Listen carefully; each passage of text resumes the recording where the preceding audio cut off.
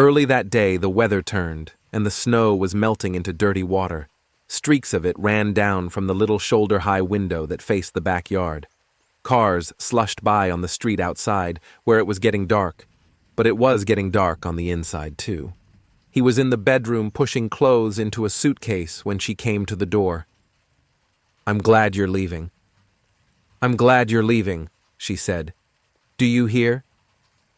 He kept on putting his things into the suitcase. "Son of a bitch, I'm so glad you're leaving."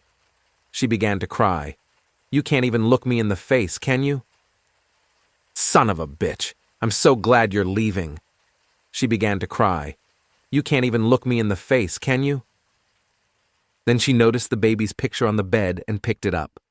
He looked at her, and she wiped her eyes and stared at him before turning and going back to the living room. "Bring that back," he said. "Just get your things and get out," she said. He did not answer. He fastened the suitcase, put on his coat, looked around the bedroom before turning off the light. Then he went out to the living room. She stood in the doorway of the little kitchen, holding the baby. "I want the baby," he said. "Are you crazy?" "No, but I want the baby. I'll get someone to come by for his things." "You're not touching this baby," she said. The baby had begun to cry, and she uncovered the blanket from around his head. Oh, she said, looking at the baby. He moved toward her. "For God's sake," she said. She took a step back into the kitchen. "I want the baby. Get out of here." She turned and tried to hold the baby over in a corner behind the stove, but he came up. He reached across the stove and tightened his hands on the baby. "Let go of him," he said. Get away," she cried.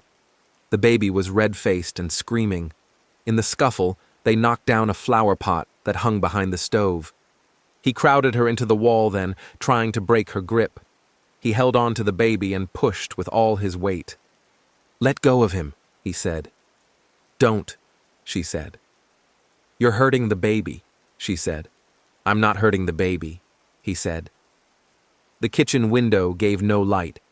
In the near dark, he worked on her fisted fingers with one hand, and with the other hand, he gripped the screaming baby up under an arm near the shoulder. She felt her fingers being forced open. She felt the baby going from her. "No!" she screamed just as her hands came loose.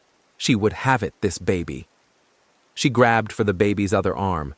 She caught the baby around the wrist and leaned back, but he would not let go.